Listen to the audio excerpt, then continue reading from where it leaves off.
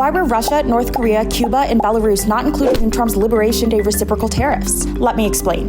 On April 2nd, U.S. President Donald Trump imposed tariffs on both allies and adversaries, including Europe, India, Japan, and China. However, heavily sanctioned countries such as Russia, Belarus, Cuba, and North Korea were not targeted for additional punitive measures. When asked why these countries were not included on Trump's list, White House Press Secretary Caroline Leavitt said that Russia was left off because there was no meaningful trade with it. However, U.S. total goods trade with Russia was an estimated $3.5 billion in 2024, according to the United States Trade Representative. Some people online have noted that countries which definitely have no meaningful trade were hit with tariffs, including islands that are only inhabited by penguins. These are the Heard Island and McDonald Islands, barren volcanic islands near Antarctica that are covered in glaciers and are home solely to penguins. These remote islands are so isolated that they require a 2-week boat trip from Australia, Perth for humans to access them and have been uninhabited for nearly a decade. Despite this, they were subjected to a 10% tariff on goods.